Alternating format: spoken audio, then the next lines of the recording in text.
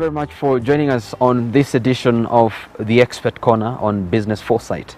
Now, this is the program that gives you details on just how you can stay afloat in business. Now, a very interesting concept we have today, and we'll be talking to Dr. FEDERICO FIORETTO. He is a specialized sustainability management systems trainer, and also a leader in business, originally from Italy, and has been a key figure in the Young African Leadership Initiative, which is the Obama-led program that trains young entrepreneurs in Africa at the Kenyatta University. And now, if you're part of the Global Entrepreneurship Summit, then you must have heard a little more about YALI. Now, Dr. Fioretto will also be talking to us about an interesting book he's written about ethics in business, and how you can also, practically put into practice some of the things that you borrow from class, or the things that you learn, and put them in perspective when you're doing business. Now, much of that. My name is Zawadi Mdibo. Remember, the hashtag is BizForesight. Thank you so much, Dr. Fioretto. Thank you so much for your welcome. You're welcome. You're welcome. Now, tell us a little more about Dr. Federico Fioretto. Well, it's a long story, and I will make it short. But actually, I've been a businessman and entrepreneur for half of my working life, which now sums up to about 30 years. And at a certain point, I decided to quit as an entrepreneur and to go full-time into coaching and training about personal development. And I was very much involved in conflict transformation, human relation, that kind of stuff. At a point along my career, I discovered that actually there was a very good integration between business competence that I had and the touch for human relationship and conflict management that I had, and that was about sustainability. So then I integrated all the parts of my professional career, and I became very much focused on sustainability and sustainable leadership, which is pretty much 100% of my activity today. So that's it. Now, reading a little more about your profile, talking about your training at Cambridge and also the Harvard Law School. Tell us about your training, professional training, in relation to what you do today. Is it really in line, or something that grew out of passion? No, it's very much in line, because actually I was trained at Harvard in sustainability management systems, and that's a training that I took pretty recently. I think I was 48 when I took it, and it was just because I had been, into that hands-on, and I wanted to have more formal training. I wanted to learn more the research that was behind that, so I wanted to get into the best place to learn about that. And that's why I went to Harvard in Cambridge to study. So my background in law actually dates back to the regular university training when I was young, and I was trained as a lawyer, but as a business lawyer, and then I implemented it into my business life. I was a second-generation entrepreneur, so I was already kind of on tracks. Now, let's talk about the journey you've had, particularly in relation to your visit to Kenya. This is probably your second time officially to be in Kenya. Yes. About 12 weeks ago, when you first came in under the YALI program. Tell us a little more about the reason behind your coming as a trainer, and how it's turned out to be today, as you also undertake many other trainings. Yes. Well, actually, the reason behind my coming was I was invited. So it's not very hard to understand. But the experience I had was amazing. Actually, I had the opportunity to train young leaders from 14 countries in East Africa. A lot of them were Kenyans, but not only. And coming from a very old continent, what was amazing was the enthusiasm, the energy, and the dynamism that I found here in young African leaders, in young Kenyans. And I had the opportunity to touch the entrepreneurship that is, its potential, the potential that you have over here. That's why, since I had made some good acquaintances on my time here as a YALI trainer, I was very happy to accept the invitation to extend, the scope of my presence here. And since then, I've been collaborating with some local entrepreneurs, amazing people. I would really very much like to have them working with me in Europe, actually, because they're very competent, very dynamic, very far-sighted. So I see there's a lot of opportunities here to work on the direction of sustainability and ethics in business. And specifically, I think that since there is so much yet to be developed, it's a wonderful opportunity to start in a sustainable way. So in a way, we have done a mess in our continent with too much unconscious development that we have done in the past, and now we are rushing to make it sustainable. Since here there is still a lot to develop, it's wonderful that there is such a commitment and an activity such as that of WTV to foster a sustainable development. Now, how sustainable is sustainable? I'm looking at a culture coming from the nation of Kenya and Africa in general. Are people that are very innovative, very ready to make those daring risks in business, to come up with interesting concepts. But we've had the lack, and that is a lack of adequate financing to actualize that entrepreneurship mind. Now, with the training at YALI, what next for these entrepreneurs? I come with a brilliant idea, very good for business, but I do not have the financial muscle to put it into practice. Actually, sustainability is basically a matter of balance. So the first thing I would tell you, if you don't have a big financial muscle, would be start with the muscle that you have, and that is starting sustainable. Then I'm sure that if the business idea is good, you will build up your muscles, or either you will find someone very much willing to put some muscle in your idea. Very often people think they have a very good business idea and they just think big and not feasible. So they just quit before starting because they say, oh, I don't have the means, or I don't have the financial strength to do this. But finance is never a problem when the business idea is good. It's just that maybe you have to start small, and then you demonstrate by your, no matter how small result, that it works. And I understand there is plenty of people around here who have money, who have resources, and who are smart enough to support you when they see that your idea is good. So what I've seen in my YALI students, who by the way, some of them were grown-up entrepreneurs because the age span went up to 35, Right. is that the ideas are very good. So I cannot believe that there is no one wishing to invest into that. And yet I think that, for instance, YTV is a wonderful example of having people willing to invest in a smart idea which can demonstrate that it works. So that's my take on that. Wow, interesting. Now let's push this a little more. Coming down to the trainings you've had, particularly over the couple of days around, and what really could you say you have identified as a key strong point for Kenyan entrepreneurs, and probably what should Kenyan entrepreneurs in general work on?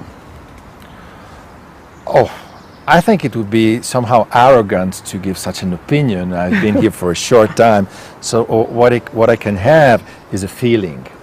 Okay, so my feeling is that the most important thing is self-assuredness. I mean, basically, you need nothing here. You have all the smart people, the good ideas, the dynamism which comes from youth. What is very interesting to me that can be developed is more synergies and more networking. So when people get together, the strength of their ideas and their projects get multiplied and the potential gets multiplied again. So that could be an idea. But basically I have a small experience of other parts of Africa, and what I have seen is a bit of lack of self-assuredness and of belief in themselves by the people. So I would really say you really lack nothing. Maybe some more networking, more coming together, and possibly a trust in the power of ethics and of sustainability. There is a lot of research around the world, and the best research centers that demonstrates that ethic business brings best business. And actually one of my most recent books exactly is titled in that way, which is It's Good Business to Do Good with Business. And it's all about ethics. And there's plenty of examples who demonstrate that ethic companies do better business than the other ones. Fantastic. We'll come shortly to the books. Now, if you're just joining us, we are talking to Dr. Federico Fioretto, who is Specialist Sustainability Management Systems Trainer, talking to us how you can make your business ideas sustainable and just how ethical can business become. And just before I took it from him, he mentioned something very interesting, that it is good to do good with business. Now that is all about ethics. He'll be talking to us shortly on more about that. And this is Business Foresight, the Expert Corner. Now let's now move to the books. Talking about the books that you've been able to write as part of the process to mentor young entrepreneurs, or really entrepreneurs and people who want to make a difference in business. Tell us about your publications and what content should our viewers expect? Yes, well actually it's pretty much a sequence. It's involuntary. It just came out like this. The first that I mentioned is the second last, and it's called It's Good Business to Do Good with Business. Actually started as a project with one of my clients, pharmaceutical industry, homeopathic pharmaceutical industry, as a research for a new value charter for the company. And then I developed it into a book. And there I start from the principles and the vows that the disciples of Mahatma Gandhi had to utter in order to fight non-violently for the independence of India. And I saw in them, and I transformed and I interpreted them into the modern ethics principle of a successful, sustainable company. And you would see there that how much it fits, but actually not willing only to talk about, you know, spirituality, ethics, and values. I put a lot of examples there in almost in any page of successful, sustainable companies. And this is the first one.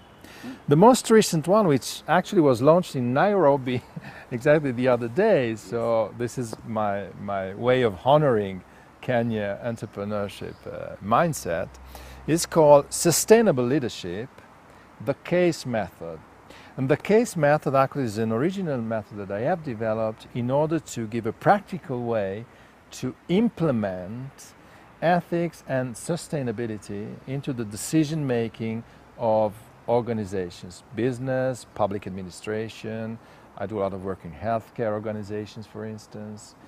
And there is a way in which a leader of an organization, or the leadership of an organization, can take into consideration all of their stakeholders in their decision-making process. And stakeholder engagement and stakeholder management is really the key to success of business today.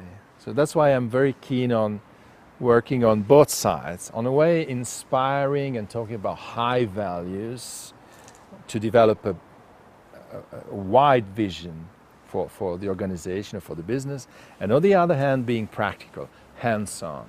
How can I drive my decision making, my investment making, my priority setting processes along the lines of sustainability? And that's where the CASE method comes in. And that was specifically actually the training that I was giving at the YALI. Fantastic. Now, You mentioned something very important about some of the key reasons that bring about growth in business, and your observation of the Kenyan market is there's need to have more synergies and networking, and that brings me to an interesting concept, the business networking chapters that we have across the globe, and particularly in Kenya, where business leaders are able to interact, share ideas and do business together. What is your perception, or what is your view of this kind of organizations? Do they really add value to business, or is there another way you can look at it? No, I think they give good opportunities. Every time people get together, opportunities arise. What is very important, and again, I'm not specifically expert on the organization you're talking about, what is really important that people have really the opportunity to gather around projects, to do things together. So even if a conference, for instance, is a very good thing, I think it is important that people can split into smaller groups, discuss specific projects, share ideas. Something which is happening in the world of business is not only in Africa, it happens everywhere, is at times some kind of jealousy. Like, I can share some ideas with you, but the best one I will keep for me. Okay, this is pretty much a close-minded way of looking at things. So in this kind of situation, if there is some kind of stimulus that can be given to the sharing more in depth of the potential that people have, then something new can come out. And it's like planting seeds. When you plant a seed, you have to tend to it, you have to water it, you have to wait for some time, but then something comes out. If you just look at the soil, like it happens in many conferences, you just have some soil and you look at it. If you don't plant anything in it, nothing is going to come out. So sharing, but putting a seed in there. So what is the purpose of us meeting together? What can we do together? How can we share in depth? That's my last question. If you were to do this all over again, what would you do differently? Oh, meaning what? Because I don't know. I think every time you do something, it's an experience. I'm very happy of the meetings that I'm having here. I'm sending back home to my family, which I long for, excited feedback about the people that I'm meeting here. So if I could, I would like to see some better traffic management, so it's less hectic to run about Nairobi. Well, not really. Yeah. I think everything is done pretty well, and people I'm meeting are very excited. So. Well, thank you very much for being kind enough. Thank you so much. Thank you. It's been a pleasure. Well, we've been talking to Dr. Federico Fioretto, who is a specialized sustainability trainer, and also talking to us about how you can do business in a better way. And one of his publications, the first book, he says, it is good to do good with business. Those are some of the publications, and those are some of the books that he's written as part of his mentorship program across the globe. He is part of the key trainers of the global YALI program, which is the Young Africa Leadership Initiative, which was spearheaded by the US President Barack Obama to train and mentor young entrepreneurs, specifically in developing nations, and Africa, Kenya being a specific focal point for that. That has been Business Foresight. The hashtag is BizForesight, and that is our expert of the day. My name is Zawadi Mdibo. Until next week, see you then.